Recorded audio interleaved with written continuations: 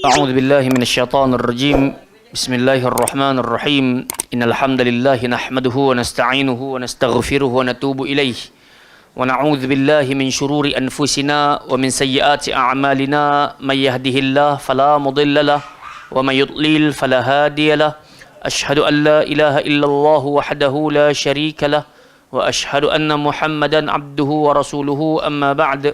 يا حي يا قيوم برحمتك أستغيث أصلح لي شأني كله ولا تكلني إلى نفسي طرفة عين. لا إله إلا أنت سبحانك إني كنت من الظالمين. السلام عليكم ورحمة الله وبركاته. Alhamdulillah, thumma alhamdulillah, bersyukur kita kepada Allah Subhanahu wa taala dengan limpah inayah, pertolongan hidayah yang Allah Taala kurnia bekal buat kita sekali lagi di malam hari penuh barakah ini. Ketika hujan membasahi bumi, tetap juga Allah jemput kita untuk hadir ke Dewan Baitul Salam ini untuk mempelajari kalamnya. Moga-moga kesungguhan kesanggupan ini Allah hitung sebagai amal saleh, dan dengannya kita senantiasa berharap moga-moga Allah satukan kita beramai-ramai di dalam Jannatil Firdausil A'la. Amin ya rabbal alamin. InsyaAllah, sebelum kita membacakan Al-Quranul Karim sebagaimana biasa, marilah sama-sama kita menyebutkan urutan huruf hijaiyah semisal yang terdapat dalam buku Iqra' yang berada di hadapan kita. Boleh buka Iqra' yang pertama, muka surat ke-32, ataupun Iqra' terakhir untuk Iqra' 1, iaitu tajuk besarnya mengenal urutan huruf hijaiyah.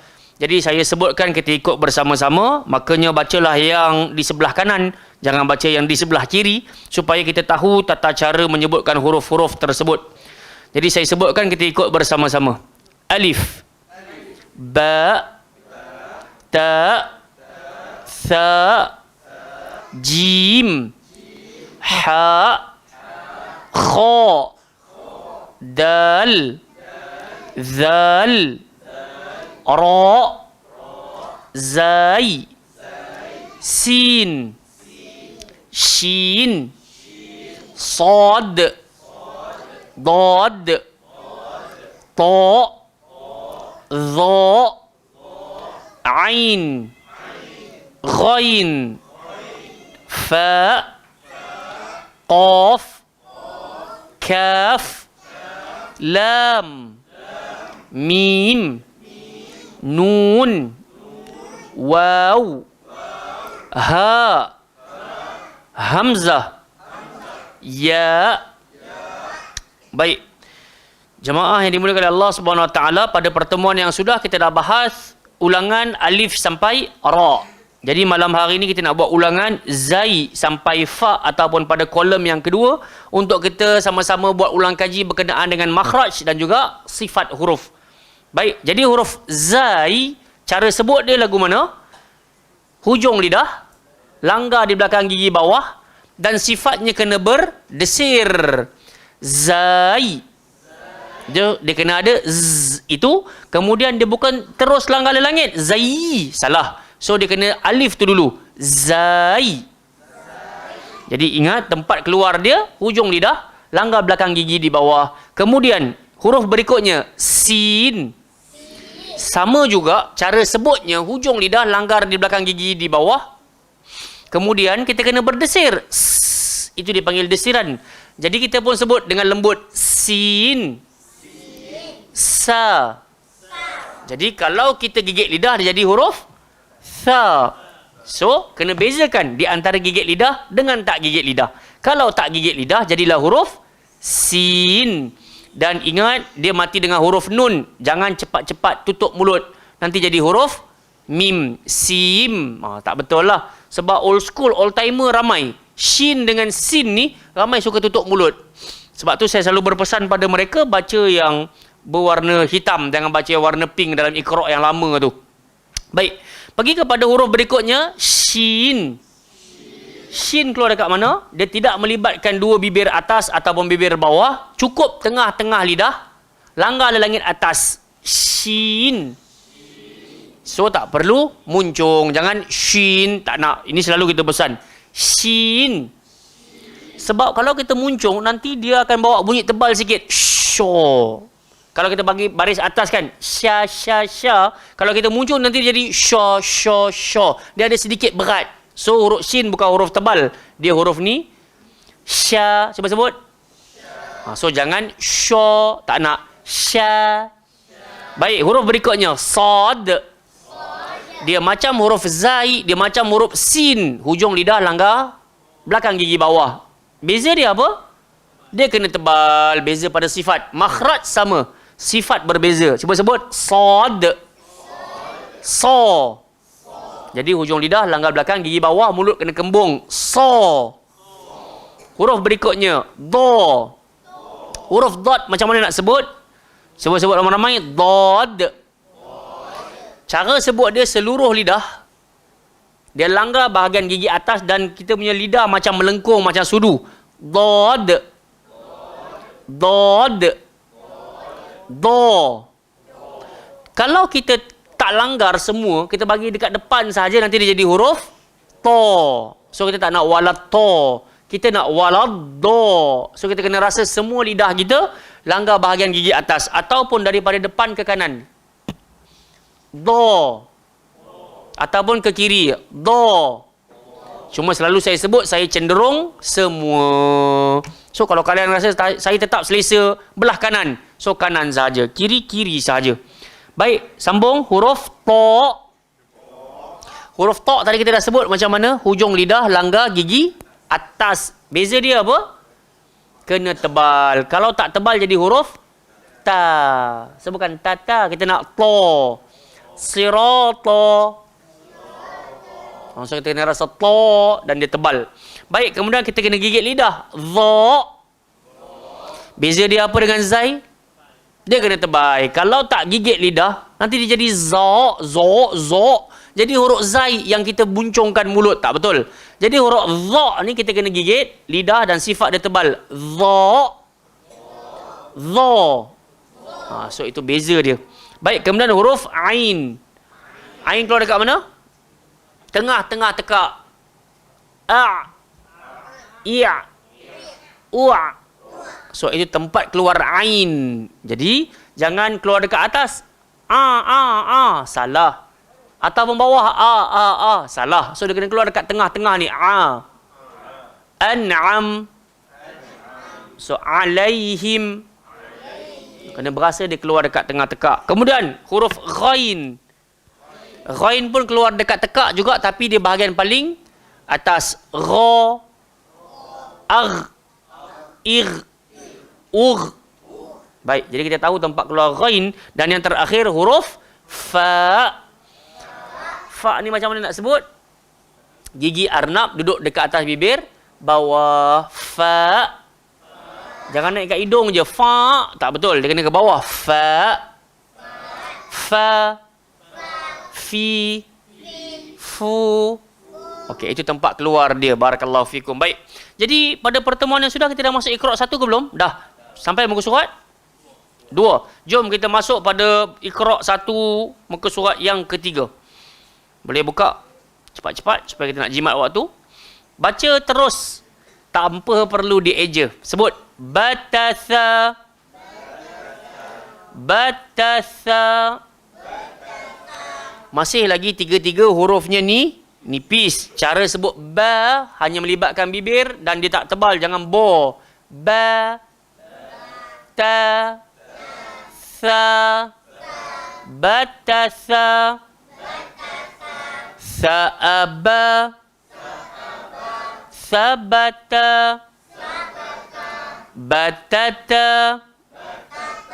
Ba'asa. Ataba. Sabasa. Tabata. Asasa. Tata'a. Basasa. Sabata. Batasa. Abatasa. Abatasa. Baik, telah kita nyatakan macam biasa Iqra' 1 dia tak cerita pasal senang susah. Memang senang. Cuma sekarang ni kita baru masuk huruf yang ke-4 kan. Abatasa. Jadi tolonglah kenal pasti dan simpan dalam memori. Jangan kita rasa aku dah kenal dah huruf ni. So itu bukan isunya. Isunya kita sebut dengan tepat ataupun Tidak. Okey, ramai-ramai baca daripada atas. Batasa sampai habis. 1, 2, 3. Sa'aba, sabata, ba'asa, ataba, sabasa, tabata, tata'a, basasa, sabata, batasa, abatasa, abatasa. Bagus. Cuma satu lagi, tolong kawal pengeluaran suara. Jangan lepas semua abatasa, abatasa. So tak tepat bacaan macam tu. Kita nak kena buat apa? Kawal. Abatasa, abatasa. So kena pastikan ta tu ujung lidah pergi belakang gigi, huruf sa kena gigit lidah. Barulah sedikit demi sedikit kita menapaki bacaan yang tepat. Baik, sambung. Muka surat 4. Ja. Ja.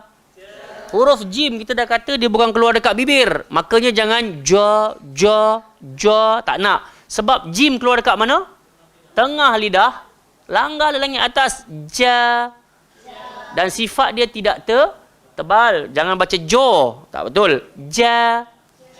Ajaja. Sa'aja. Ataja. Sabaja. Bajasa. Sa'aja. Ja'aba. Ja'asa. Ta'aja. Sajaja. Ja'aja.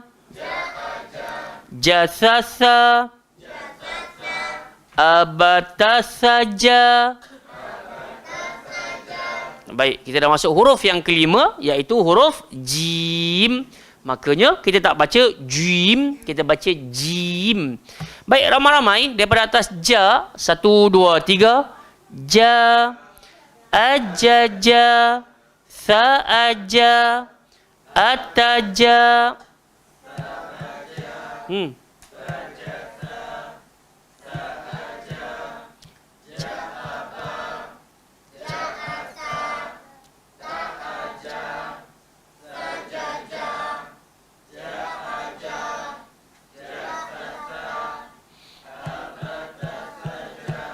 Okey, senang ke susah, Syarul? Alhamdulillah. Alhamdulillah senang ke? Alhamdulillah susah. Senang ah, alhamdulillah. Betul dah tu. Cumanya pastikan bila kita baca huruf-huruf yang 5 ni bagi hak-hak mereka, iaitu makhraj dan juga sifat. Jom kita masuk huruf terakhir sebelum kita baca Quran. Jaha. Tadi kita dah kata jim keluar dekat tengah lidah, maka ha keluar dekat tengah tekak. Jadi kita kena keluar ni ha pedas ke ha simpoi? Ha pedas, makanya kena jangan bagi all out. Ha, salah. Jaha. So satu lagi, kadang-kadang huruf ha ni pun ramai orang suka ha, dia tak boleh ha. Walaupun kita rasa kat tengah ni tapi mulut tak boleh muncung. Ha. Jaha. Tengok balik buku. Ja'aha. Hahasa. Hajata. Bahasa. Jahata. Ahaba. Ja'asa. Ha'aha.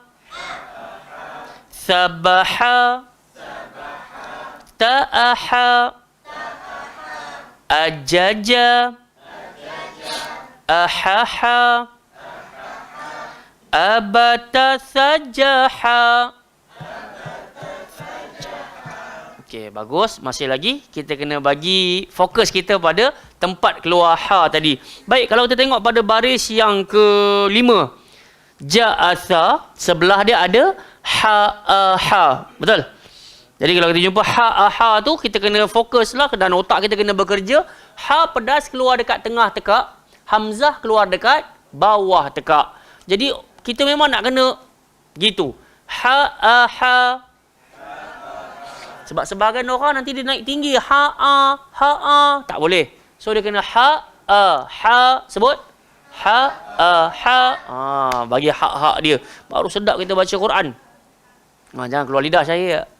Macam mana gitu baca Quran nak? Kan?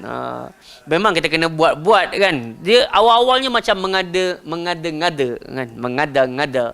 Tapi nanti once kita dah selalu baca Quran, maka bacaan kita akan jadi tepat. Ha. Dan dia bukan ho. Tidak pula sampai keluar lidah. Ha.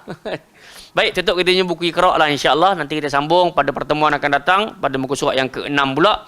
Kita masuk huruf yang ke-7 iaitu kha. Jom kita baca Al-Quran bersama-sama. Hari ini kita sambung pada muka surat berapa? 78. Fa illam yakullah.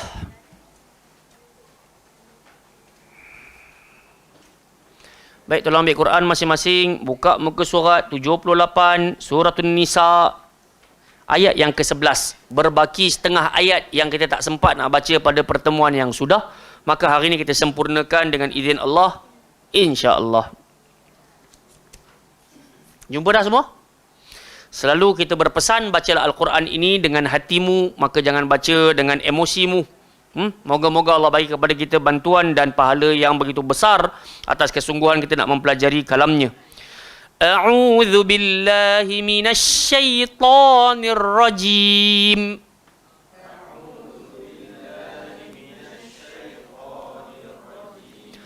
A'udzu billahi minasy syaithanir rajim.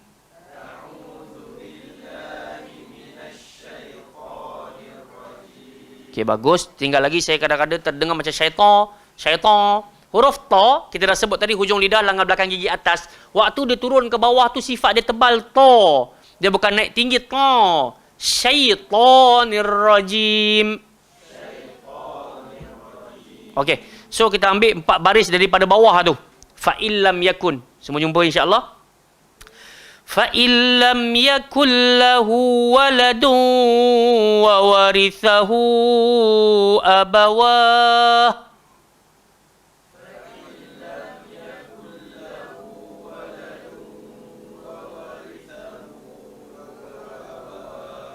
Dekat situ ada mat silah tawilah. Mat silah ni mat sambungan dan atas waw kecil tu ada mat, alamatul mat. Maka kita kena baca 4 atau 5. Tarik dekat situ. Wa warithahu abawahu fali ummihi thuluth.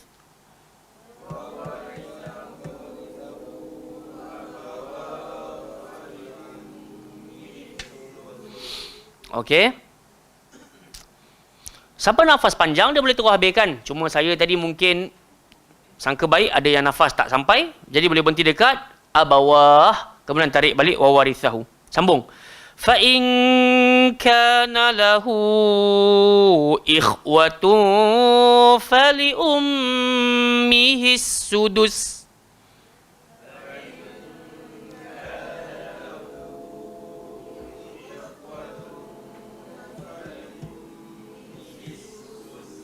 Huruf sin kan? Sin sifat dia apa? Safir, berdesir. Maknanya kita kena belanja. Fali ummihi sudus. Min ba'di wasiyatin yusi biha aw dain.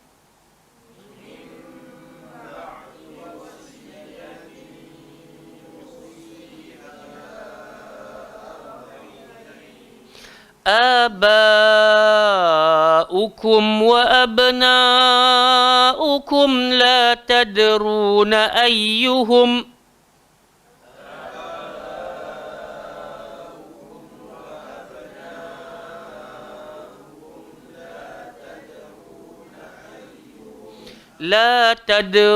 أيهم أقرب لكم نفعا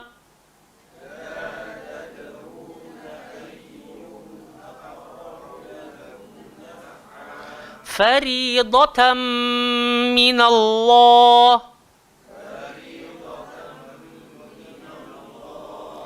إن الله كان عليما حكيما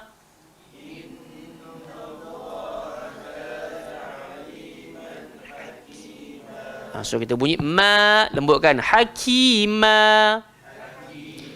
So kita tak buka lah ma, kita tak baca mo. So nak kena kawal bunyi. Syahir, silakan dulu. Fa illam yakun, a'udzubillah. Baik, barakallahu fikum. Jadi saya suka nak dengar ramai-ramai baca daripada ayat yang kita mulakan fa illam yakul lahu tadi itu. Saya sebut 1 2 3 kemudian kita mulakan beramai-ramai. 1 2 3. Fa illam yakul lahu waladun wa warithahu abawah.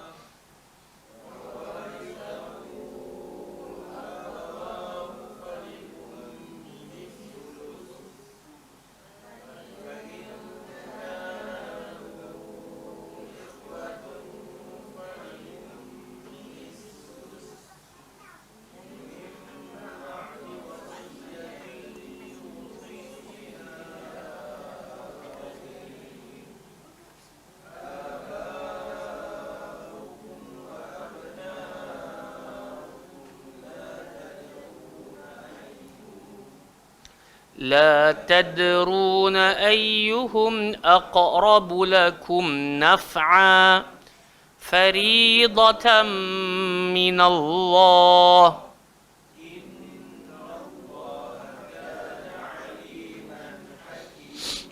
Taib, jadi saya pula baca seorang-seorang kemudian kita tadabbur sedikit daripada isi bacaan kita pada malam hari ini. A'udzubillahi minasyaitonir rajim. فَإِنْ لَمْ يَكُنْ لَهُ وَلَدٌ وَوَرِثَهُ أَبَوَاهُ فَلِأُمِّهِ الثُّلُثُ فَإِنْ كَانَ لَهُ إِخْوَةٌ فَلِأُمِّهِ السُّدُسُ مِنْ بَعْدِ وَصِيَّةٍ يُوصِي بِهَا أَوْ دَيْنٍ آباؤكم وأبناؤكم لا تدرون أيهم أقرب لكم نفعا فريضة من الله إن الله كان عليما حكيما. Baik, ayat ini masih lagi bercerita berkenaan dengan apa? Harta wasiat. Jadi kalau kita tengok dekat bawah ni ada hadis Nabawi ni daripada Jabir bin Abdullah radhiyallahu anhu, dia berkata saat aku sakit di perkampungan Bani Salamah, maka pada ketika itu Nabi dan juga Abu Bakar As-Siddiq datang menjenguk aku. Maka Nabi minta supaya aku ataupun baginda dibawakan satu waduk. Waduk ni bekas wuduk untuk Nabi mengambil wuduk, kemudian Nabi memercikkan air tersebut ke wajahku dan saat aku terjaga maka aku pun bertanya kepada Nabi sallallahu alaihi wasallam, seharusnya bagaimana aku mengaturkan hartaku wahai Rasulullah. Maka Nabi pun bagi isyarat, Nabi pun sebutkan ataupun maka turunlah ayat Allah mensyariatkan mewajibkan kepadamu tentang pembahagian warisan itu untuk anak-anakmu itu bahagian lelaki sama dengan bahagian dua orang anak perempuan. Yusikumullahu fi auladikum lizzakari mithlu hazzil unthayain. Jadi inilah dia kita kata sebab nuzul di mana Jabir bin Abdullah sakit, dia tanya soalan itu ketika dia sedar, maka turunlah firman Allah, yusikumullah, Allah telah mewasiatkan ke atas kamu untuk menyampaikan harta-harta kamu kepada anak-anakmu. Untuk anak lelaki dia dapat harta semisal untuk dua orang wanita. So kalau kita tengok dia punya hikmah, sebab lelaki dia memikul tanggungjawab jauh lebih besar daripada perempuan. Makna katanya kalau kita ni lelaki kita ni mati tak, sekurang-kurangnya masih lagi ada orang boleh jaga isteri kita. Jika dia berkahwin dengan isteri kita, maka dia masih lagi berada dalam kita panggil apa? Perlindungan. Tapi kita ni lelaki memang kita sangat berhajat kepada harta yang lebih sebab kita adalah tonggak dan ketua keluarga. Baik, tanpa kita buang masa, ayat yang kita baca pada malam hari ini, Allah kata kepada kita, fa'illam yakullahu walad. Kalaulah si mati ni, dia tidak meninggalkan anak, dia tak ada anak pun, apa yang berlaku? Wa warithahu abawah, maka harta peninggalan tadi akan ditinggalkan kepada mak dan juga ayah. Mak dapat berapa? Fali ummihi thuluth, maka mak akan dapat 1/3. Jelas? Ini saya tak syarah, saya cuma nak bagi tahu je. Ataupun saya bacakan semula saja firman Allah supaya kita nampak ayat kita baca pada malam hari ini. Kalau kita wafat, kita tak ada anak, maka mak ayah kita yang masih hidup, maka mereka akan dapat harta peninggalan kita. Mak cuma dapat 1/3. Lebih dapat kat ayah. Betul tak, Wan? Kan? Baik. Fa in kana lahu ikhwah. Kalau kita mati, kita ada adik-beradik. Fali ummihi sudus. Maka mak kita akan dapat 1/6. Lagi kecil lah daripada 1/3 tadi. Mim ba'di wasiyah. Tapi harta-harta ni dapat diagih-agihkan setelah disempurnakan wasiat. Biha audain. Ataupun setelah dibayar semua hutang piutang si mati. Tapi hari ni ramai orang duk kalut dah dapat harta tu padahal tak settle lagi. Dia punya hutang-hutang piutang ni semua. Wasiat tak selesai lagi. Dia cuma nak tahu portion aku berapa. Portion aku berapa. Bahaya jamaah sekalian. Sebab itu, saya dah tak ada mak ayah kan. So saya nampak sangat waktu ayah saya masih hidup tu, ayah saya memang seorang yang sangat pandai buat kira-kira. Sampai kan tak sampai hujung tahun pun dia dah ada tabung road tax, dia dah ada tabung macam-macam lah tabung. Nak pergi haji lah, nak pergi umrah, dia ada tabung-tabung tu. Hatta dia kata ni portion khas ni aku mati ni kena tarik seorang 5,000, kena bagi dekat anak yatim, kena bagi dekat masjid, kena bagi dekat persatuan ke apa, dia ada portion-portion tu. Dan kami lepas ayah mak pejam ni memang tak bergaduh RM1 pun. Nak ceritanya betapa pentingnya ada wasiat. Jadi kalau tak memang kena ikut faraid lah kan. Tapi pasal ayah ni dia bijak. Walaupun hidup dia serba sederhana, tidaklah mewah, tapi dia ada harta yang ditinggalkan tu cukup buat kami tak bergaduh. So kenapa abang dapat lebih, kenapa kakak dapat lebih kat sini ni, tak ada isu. Kami beradik terima dengan hati yang sangat terbuka. Jadi bila ada persediaan begini, bagus sebenarnya. Tapi kalau tak, itu yang berlaku dalam sebahagian family, baru kawan tu, mak ayah baru pejam saja, dah sibuk nak tahu berapa portion yang dapat, sampai tak bertegur siapa, tak puas hati, kenapa dia dapat lebih, aku dapat kurang. Jadi sebab itu dalam bab harta ni kan, jemaah sekalian, kawan-kawan sekalian, kita janganlah rigid sangat. Sebab Allah Ta'ala maha tahu. Duit engkau banyak pun belum tentu kau bahagia. Duit engkau sikit belum tentu kau sengsara. Faham tak? Jadi makna katanya, syukurlah. Syukur. So kita yang belajar tadabbur pada malam hari ini, kita kena adakan persediaan lah. Duit banyak ke duit tak banyak ke, tapi sekurang-kurang kita tahulah apa yang kita nak tinggalkan kepada waris kita saat kita wafat. Maka moga-moga tak bergaduh lah. Kemudian kata Allah Ta'ala, aba'ukum wa abna'ukum. Harta yang kau tinggalkan itu untuk mak bapak engkau, ataupun untuk anak-anak kau, la tadrun, kau tak pernah tahu pun, ayyuhum aqrabu lakum naf'a. Mana satu hak paling bermanfaat untuk engkau. Faham tak? Tapi poin utama dia tinggalkan. Makna katanya, jangan bebani family. Kita wafat ni, dia orang pula nak kena tanggung kita punya hutang piutang lah. Kalut dengan kita punya, ialah hutang-hutang lah biasanya. Jadi, kena bijaksana. Sebab, harta yang kita tinggalkan tu Allah dah sebut dah. Kau tak tahu pun mana satu yang paling dekat dengan manfaat. Yang bagi kat mak ayah ke, bagi dekat anak-anakmu. Semuanya faridatan minallah, telah difardukan oleh Allah, telah diwajibkan oleh Allah. Semua datang daripada Allah Subhanahu Wa Taala. Innallaha kana aliman hakima. Allah Taala Maha tahu dan Allah Maha bijaksana. Jadi bila kita baca ayat ini jemaah sekalian, sepatutnya kita makin bersiap sedia dengan hari kematian, bukan sahaja nak meninggalkan anak yang soleh dan semisalnya, tapi dari sudut harta juga kita kena bagi wasiat. Supaya generasi kita saat kita meninggalkan dunia, mereka tidak bercerai-berai hanya kerana harta kita yang lama-lama dia akan hilang pun. Betul tak? Kalaulah ada 1 juta sekalipun peninggalan kita, saat mereka dapatkan dalam posisi bergaduh, maka harta tu akan habis juga. Jadi apa nak kena bikin? Kena berpesan-pesan dan juga kena buat wasiat. Semoga Allah Ta'ala bagi kepada kita dan juga ahli keluarga kita kebaikan di atas pembacaan kita di malam hari ini. Dan agama Islam, agama yang sangat adil. Dan Allah Ta'ala yang maha mentadbir, maha alim, maha mengetahui dan juga maha bijaksana. Serahkan urusan kita kepada Allah Subhanahu Wa Ta'ala. Kembali kepada hukum hakamnya, hati kita akan lapang dan juga berbahagia. Wallahu Ta'ala a'lam. Jadi insyaAllah cukup sampai di sini.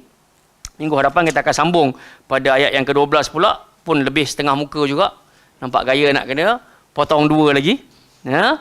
Ala kullin, kita bukan kejar kepada cepatnya khatam, tapi kita nak dapat bacaan yang betul. Di samping dapatlah sedikit peringatan daripada pembacaan ataupun tadabbur Al-Quran ini. Wallahu ta'ala a'lam. Subhanakallahumma wa bihamdika. Asyhadu an la ilaha illa anta astaghfiruka wa atubu ilaik. Wa sallallahu ala nabiyyina Muhammad wa ala alihi wa sahbihi wa baraka wa sallam. Assalamualaikum warahmatullahi wabarakatuh.